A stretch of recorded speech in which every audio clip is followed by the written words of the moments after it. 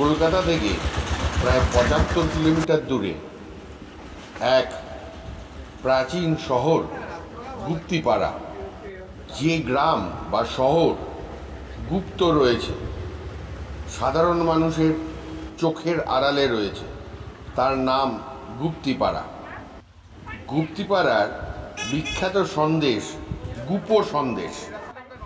এই গুপ্তিপাড়া প্রখ্যাত মিষ্টান্ন নির্মাতা ভোলা ময়রার জন্মস্থান ছিল। ভোলা ময়রা শুধু মিষ্টান্ন প্রস্তুতকারক বা নির্মাতাই ছিলেন না, কবিগান শিল্পী হিসেবেও প্রসিদ্ধ লাভ করেছিলেন।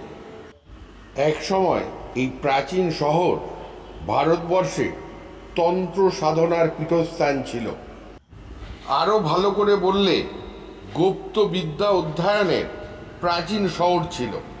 এক সময় এখানে নিয়মিত সংস্কৃত ভাষার চর্চা হতো। ন্যায়শাস্ত্র এবং স্মৃতিশাস্ত্রে অনেক পণ্ডিতের জন্মস্থান এই গুপ্তিপাড়া। বর্তমানে গুপ্তিপাড়ার মূল আকর্ষণ বৃন্দাবনচন্দ্র মঠ। এখানে 4টে মন্দির রয়েছে: চৈতন্যদেব এবং নিত্যানন্দের মন্দির, রাধাকৃষ্ণ এবং জগন্নাথের মন্দির, রাম সীতা লক্ষ্মণ এবং হনুমানের মন্দির এবং রাধাকৃষ্ণের মন্দির।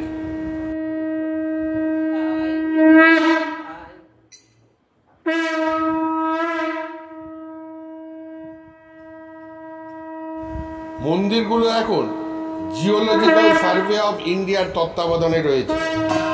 পশ্চিমমুখী একরত্ন রামচন্দ্র মন্দিরটি সদানন্দ রায় দণ্ডিস্বামীর সময় অর্থাৎ 22 থেকে 1829 খ্রিস্টাব্দে হুগলির শেওড়াফুলির রাজা হরিশ্চন্দ্র রায় তৈরি করেছিলেন।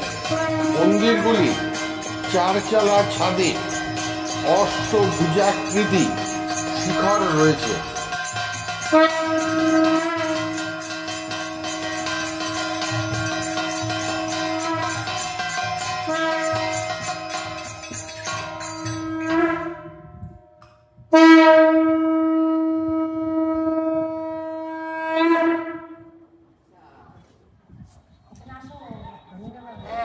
মন্দিরগুলির গায়ে রয়েছে অপূর্ব পোড়ামাটির কাজ।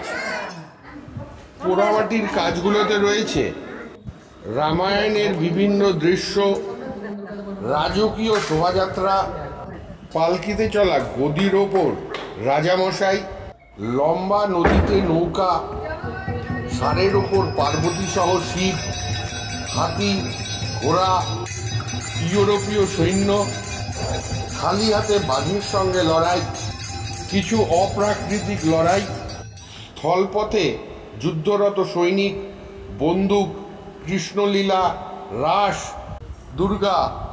দুর্গার বিভিন্ন অবতার এবং দুর্গার রূপ এবং আরও অনেক কিছু। সারা মন্দির জুড়েই রয়েছে এরকম অসংখ্য পোড়ামাটির কাজ, যা দেখলে সত্যি চমৎকৃত হতে হয়। মন্দিরের ভেতরের বারান্দা, গর্ভগৃহের ছাদ এবং 2 দিকের দেয়ালে ফ্রেস্কো চিত্রে অলঙ্কৃত করা হয়েছে। চিত্রে রয়েছে বিভিন্ন পৌরাণিক গল্প, ফুল, লতা, গুল্মের চিত্র।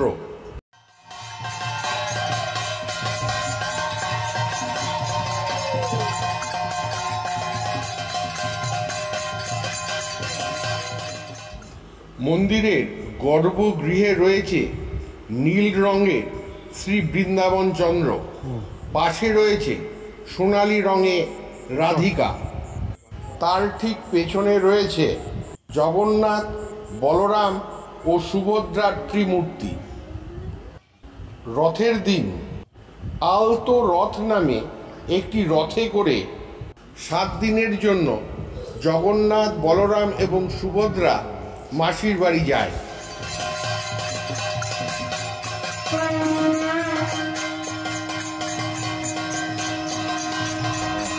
রাত্রিবেলায় রাত্রির অন্ধকারে আলো আধারিতে মন্দিরের এক অন্য রূপ আমাদের চোখে ধরা পড়ে।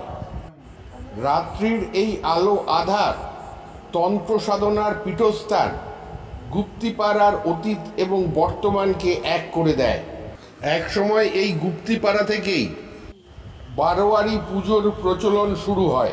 1760 সালে কিছু লোক সেন বংশের দুর্গাপূজায় অংশগ্রহণ বন্ধ করে 7 জন মিলে দুর্গাপূজা চালু করেন।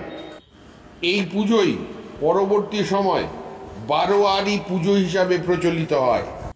1832 সালে এই বারোয়ারি পুজোর ধারণা কলকাতাতে প্রচলিত হয় এবং তারপরে আস্তে আস্তে সারা বাংলা তথা সারা ভারতবর্ষে ছড়িয়ে পড়ে।